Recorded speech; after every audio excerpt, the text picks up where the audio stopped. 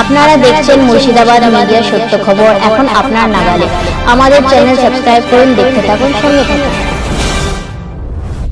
মুখ্যমন্ত্রী যেটা ঘোষণা করেছেন যে আগামী সপ্তাহে নতুন ইউসিসি বিল নিয়ে আসবে, তো এই বিষয়টা নিয়ে কি বলবেন? ইউনিফর্ম সিভিল কোডের নামে বিল আসছে, যে বিলে ওরা দেখাতে চাইছে এক দেশ এক আইন করা হবে বলে অনেক গল্প শোনাচ্ছে, মহিলাদের অধিকারের কথা বলেছে, অনেক গল্প শোনাচ্ছে। প্রথমত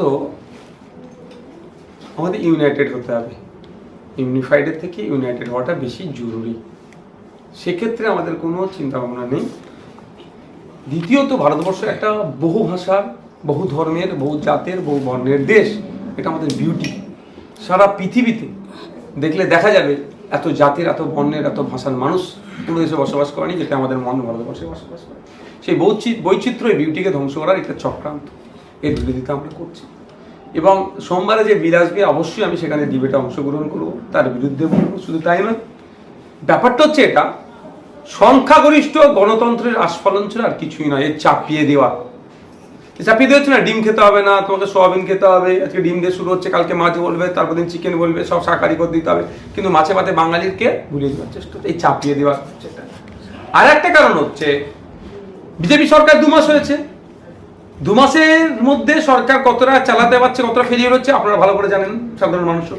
হকার উচ্ছেদে কিভাবে আজকে বিজেপি ব্যাকফুটে গিয়েছে, লক্ষ্মীর ভান্ডারের পরিবর্তে অন্নপূর্ণা ভান্ডার দেওয়ার নাম করে মানুষের, মহিলাদের বিশেষ করে ভোট নিয়েছে, 1000-এর বদলে 3,000 টাকা দিয়ে হবে। এখন গতকাল কি বিধানসভার মধ্যে মাননীয় অর্থমন্ত্রী মহাশয় এক প্রকার তিনি স্বীকার করে নিলেন যে 1 কোটি মানুষকে তারা, মহিলাকে লক্ষ্মীর ভান্ডার দেবে, পেত 2,42,00,000।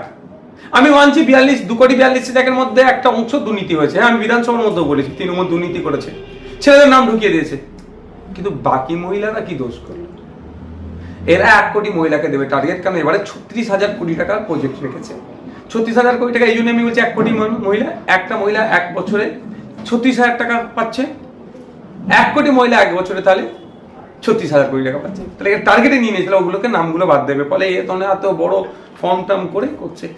এই নিয়ে যখন মানুষ তিতিবিরক্ত, মহিলারা ক্ষিপ্ত হয়ে উঠছেন, হকার, গরিব সমাজের মানুষ, নিম্ন মধ্যবিত্ত গরিব মানুষরা যখন, হকাররা যখন তাদের দোকানপাট ঘুমটি ভেঙে দিচ্ছে, যখন ক্ষিপ্ত হয়ে উঠছে, তারপরে পরে কি পোস্ট ইলেকশন, প্রি ইলেকশন কি বলেছিল যে আপনার ক্ষমতায় নিয়ে আসুন, দিল্লির মতো পেট্রোল ডিজেলের দাম করে দেবো, 450 টাকায় গ্যাস পাবেন, অনেক কথা বলেছিল, আজকে সেগুলো ব্যর্থ হয়েছে।